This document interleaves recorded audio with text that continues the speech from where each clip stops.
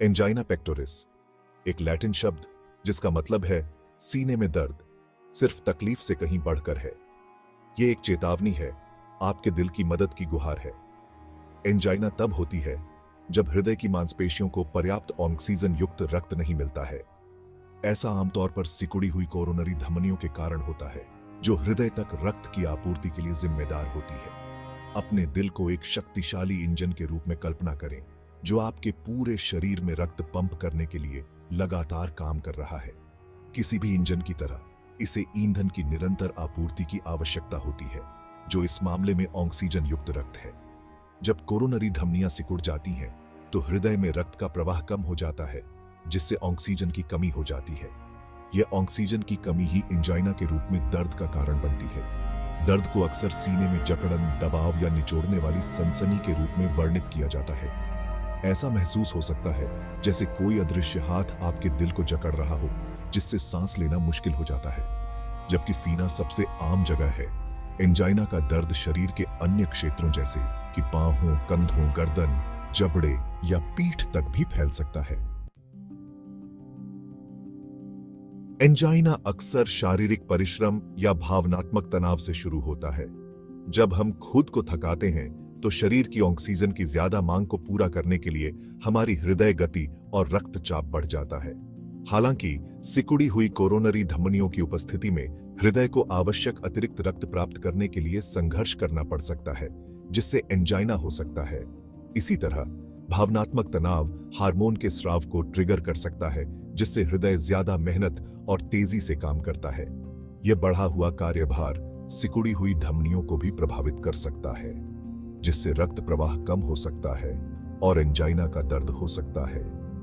अन्य ट्रिगर्स में ठंड के मौसम में रहना शामिल है, जो रक्त वाहिकाओं को संकुचित कर सकता है, और भारी भोजन, जो रक्त को पाचन तंत्र में मोड़ देता है, संभावित रूप से हृदय में रक्त के प्रवाह को कम करता है। कुछ जीवन शैली कारक और चिकित्सीय स्थितियां एंजाइना के विकास के जोखिम को बढ़ा सकती हैं। उदाहरण के लिए, धूम्रपान रक्त वाहिकाओं को नुकसान पहुंचाता है और उनके फैलने की क्षमता को कम करता है, जिससे हृदय में रक्त का प्रवाह और कम हो जाता है। उच्च रक्तचाप और उच्च कोलेस्ट्रॉल भी कोरोनरी धमनियों के सिकुड़ने में योगदान कर सकते हैं, जिससे एंजाइना की संभावना बढ़ जाती है। यह याद रखना महत्वपूर्ण है कि एंजाइना एक अंतर्निहित हृदय की स्थिति का एक लक्षण है, आमतौर पर कोरोनरी धमनी रोग सीएडी। सीएडी कोरोनरी धमनियों के अंदर प्लेक के निर्माण द्वारा विशेषता है। इन महत्वपूर्ण मार्गों को संकुचित करता है और हृदय की मांसपेशियों में रक्त के प्रवाह को कम करता है।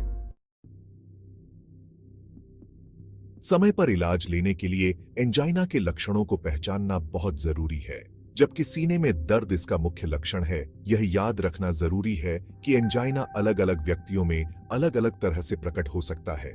कुछ लोगों को जलन जैसा दर्द हो सकता है, जबकि अन्य इसे अपच या सीने में जलन के रूप में वर्णित कर सकते हैं। दर्द आमतौर पर कुछ मिनटों तक रहता है और अक्सर आराम या दवा से राहत मिलती है।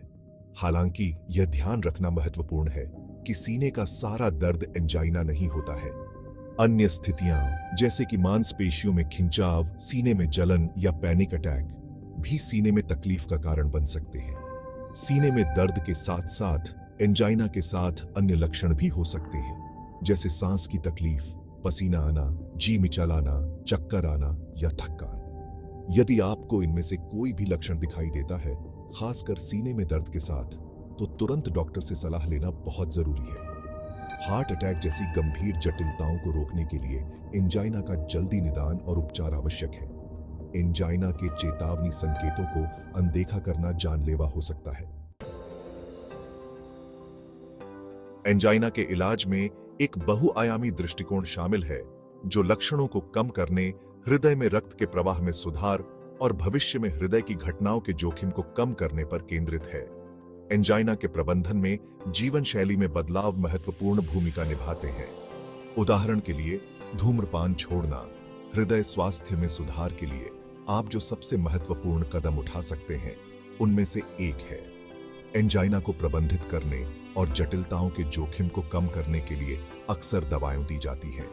नाइट्रेट्स जैसे नाइट्रोग्लिसरीन रक्त वाहिकाओं को चौड़ा करने और हृदय में रक्त के प्रवाह में सुधार करने में मदद करते हैं, जिससे एंजाइना के दर्द से तेजी से राहत मिलती है।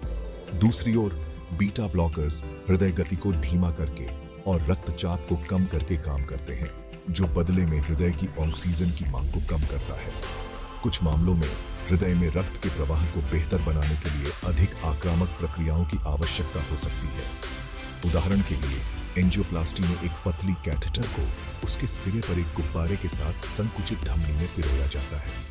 फिर गुब्बारे को धमनी की दीवारों के खिलाफ प्लेक को संकुचित करने के लिए फुलाया जाता है, मार्ग को चौड़ा करता है और रक्त प्रवाह को बहाल करता है। एक अन्य प्रक्रिया coronary artery bypass surgery (CABG) में शरीर के किसी अन्य भाग से एक स्वस्थ रक्त वाहिका का उपयोग करके अवरुद्ध धमनी के चारों ओर एक मोड़ बनाना शामिल है।